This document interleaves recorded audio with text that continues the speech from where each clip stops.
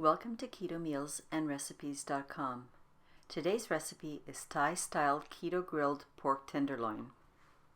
The macronutrient ratio for this recipe is 1.2 to 1 with 2.3 grams of total carbs per serving. As always, we begin by measuring and preparing all the ingredients. Since we're using a pork tenderloin, it's important to trim off the silver skin before you begin.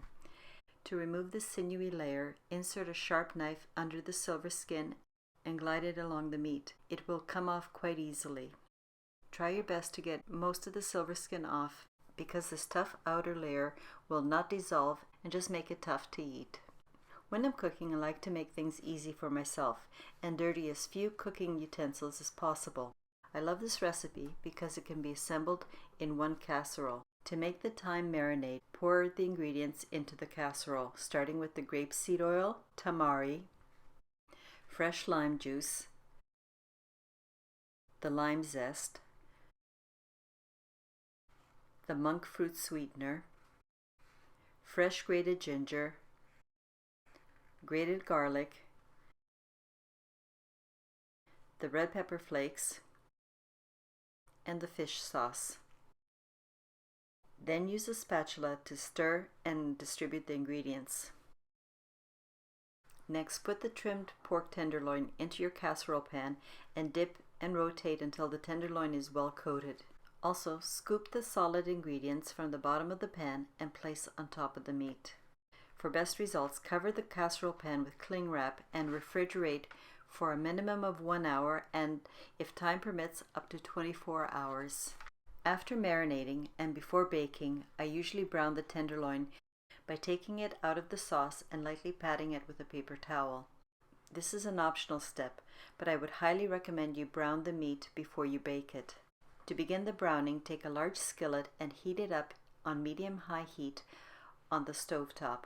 When the skillet is hot, add 2 tablespoons of grapeseed oil to coat the bottom of the skillet. Place the pork loins into the pan and sear to form a crispy crust. Turn the pork loin until it's been browned all the way around. Then put the seared pork loin back into the casserole pan with the marinade.